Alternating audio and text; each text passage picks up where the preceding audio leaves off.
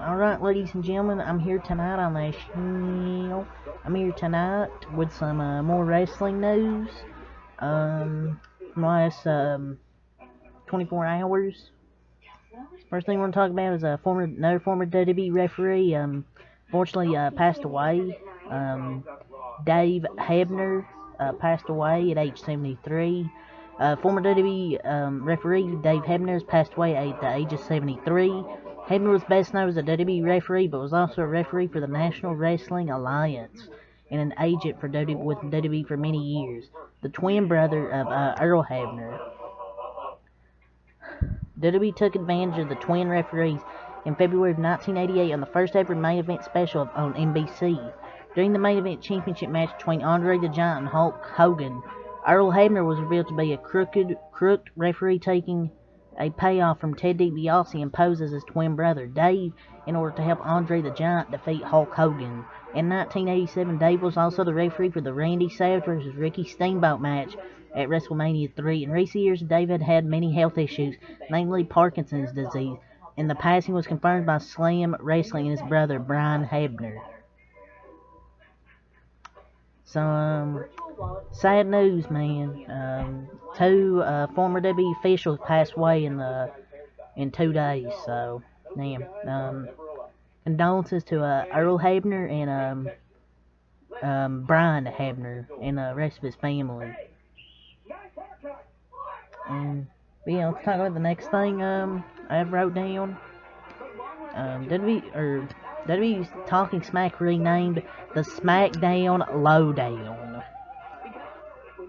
Sounds awful. I know it's not Talking Smack, it's basically just like backstage interviews and shit, but the SmackDown Lowdown sounds awful. Talking Smack has been rebranded. On June 18, WWE presented the very first episode of the SmackDown Lowdown, which is just Talking Smack but with a new name. The format of the show also remains the same, with 2 panelists recapping the previous night's episodes of SmackDown, while 3 superstars are interviewed backstage. The morning's edition of the show featured Raquel Rodriguez, Madcap Moss, and Drew McIntyre, who said that if he wins Money in the Bank, it brings him one step closer to challenging for the Undisputed Universal Championship this September at Clash of the Castle. Earlier this week, WWE filed to trademark the SmackDown Lowdown, though at the time it was not known to be a replacement for Talking Smack. WWE Talking Smack premiered in 2016. It was hosted by Renee Young, Daniel Bryan, Kayla Braxton, Paul Heyman. You had many others on there. Talking Smack just has a much better name. I know it's not Talking Smack now, but it's basically like backstage interviews. You have 2 panelists like recapping what happened, but the SmackDown Lowdown, please, sounds terrible. Next thing I want to talk about is Adam Cole. He's been working through a labrum injury since his AEW title program. He appeared on Dynamite this week, but this article from Sean Ross Sapp. Adam Cole, he appeared on Dynamite, but he'd been banged up for quite a while. Word emerged recently that Adam Cole had been battling a series of injuries of late, but Fightful learned that it's been going on much longer than most realized. Cole had been dealing with a labrum injury as far back as his AEW World Title program with Hangman Page, and worked through the pain based on what AEW sources tell us.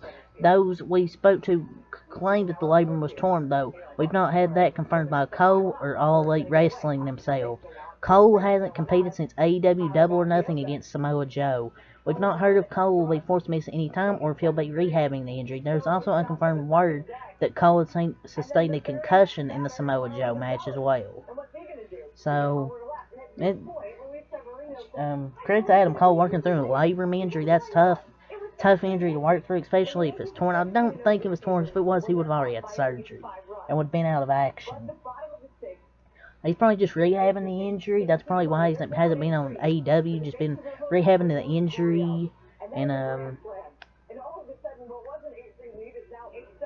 probably shit like that. Probably just rehabbing, and suffered it was unconfirmed, but maybe he suffered a concussion in that match as well. So he's been battling a series of injuries back toward the AEW title run, according to Fightful. Next thing is WWE wanted. I want to talk about Judgment Day and Edge. There was a report from Fightful. WWE wanted supernatural aspect to Judgment Day, and Edge didn't. So basically, Edge here disagreed with the creative, looking to the future of Judgment Day. And a big shift in the WWE roster was made with Finn Balor joining Judgment Day and Edge being booted out. We can confirm PW insiders report that Edge has been moved back to the babyface side of the internal depth chart as of Tuesday.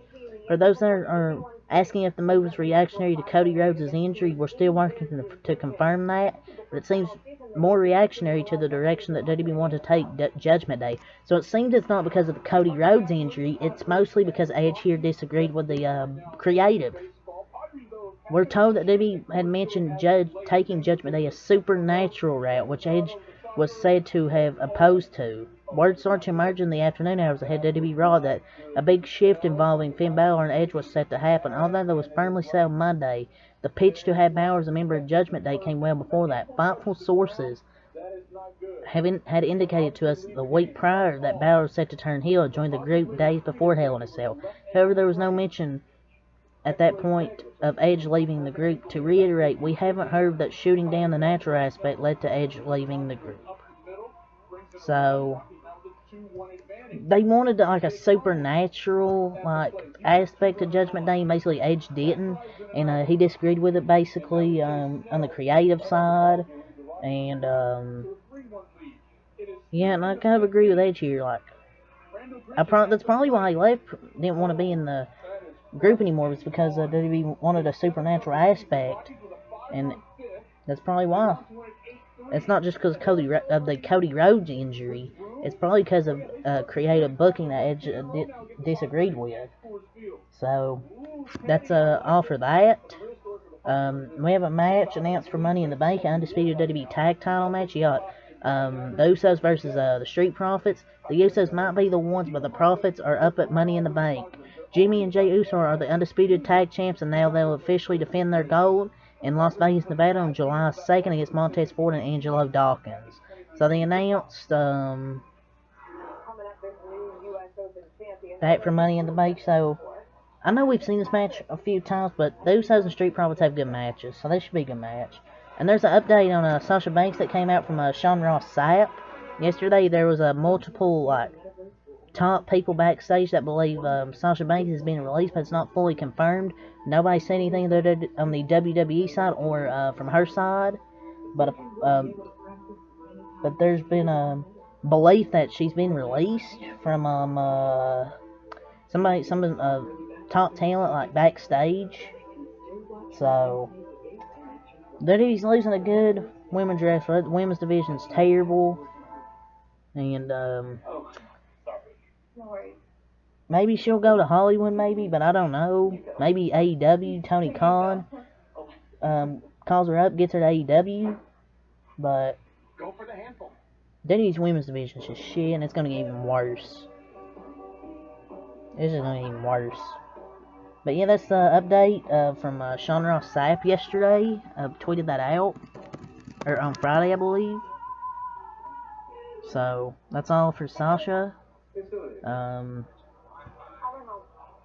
Last thing I want to talk about is Roman Reigns and Brock Lesnar. They'll now have a undisputed championship match at SummerSlam. We're gonna have Roman Reigns, Brock Lesnar for the 10th time. Just tired of these two. Just tired of seeing the same matches for the championship. Every fucking year you have Brock Lesnar and Roman Reigns. I want to see. They just can't build any new stars.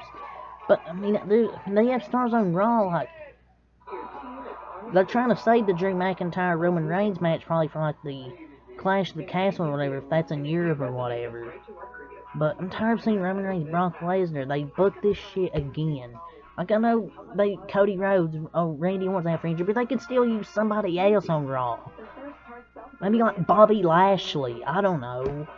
But whatever. But Roman Reigns, Brock Lesnar at SummerSlam. So that's all for the wrestling news, ladies and gentlemen. Until next time, I'm Alec Alot. Thank you for watching.